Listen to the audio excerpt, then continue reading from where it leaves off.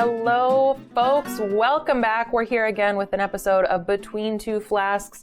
I'm Marilyn. I'm here with Kyle, and we are talking today about communicating with your mentors, whether that be in person, email, carrier pigeon. Yeah, so what are some tips that you have for communicating with your mentors? I think the biggest thing is to try to be as clear as possible. You can't expect your mentors to sort of know what you're talking about already. So to avoid misunderstanding, be really clear in your communicating, and that will definitely help. The other piece is that you really don't want to assume, right? So your mentor doesn't know what's going on unless you tell them. So if you can communicate, you can avoid a lot of misunderstandings. Yeah, you know what they say about assuming, right? You should never assume, because when you assume, you make an ass of you and me.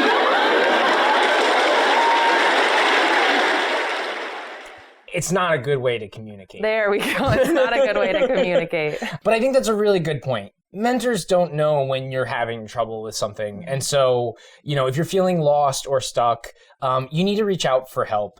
Mentors are not mind readers. Wait, they're not? They're not. I was under the impression everyone could read my mind. No one's a mind reader, Marilyn. This explains much of the miscommunication I've experienced in my life. That would make sense. But it's important to remember that you need to be able to ask for help when you need it. Science is hard, and so it's important to ask for help.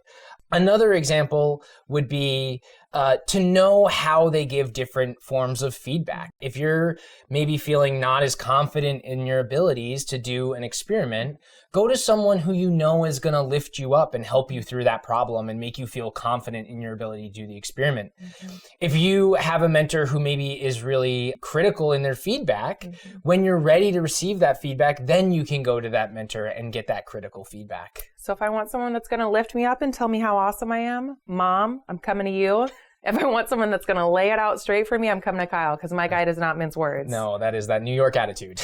The other piece is that you want to make sure that when you start working with a mentor, you set clear boundaries, right? So talk about what your expectations are, what your needs are. Talk about what kind of a learner or communicator you are.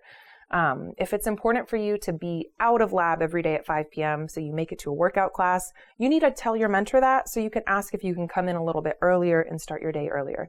Like we said, even though I didn't know this before, mentors aren't mind readers. So you need to be able to communicate what works for you so that they can help you make it happen. Right. Another good helpful tip is to be mindful of their time. These are some really busy people. And so it's important that when you're going into your meeting, you are prepared and ready to talk about whatever you need to talk about.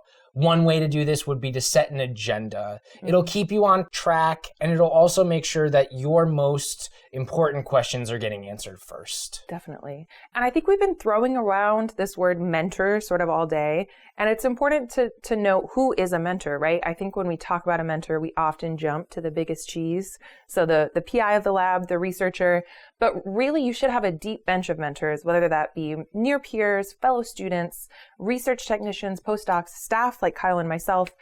You should have a lot of folks that you're able to go to when you need help. And then of course, after that, it's always okay to go to the big cheese as well.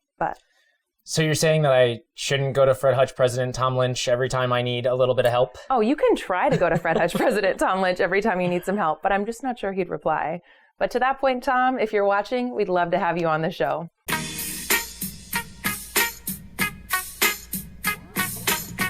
Thanks so much for watching, everybody.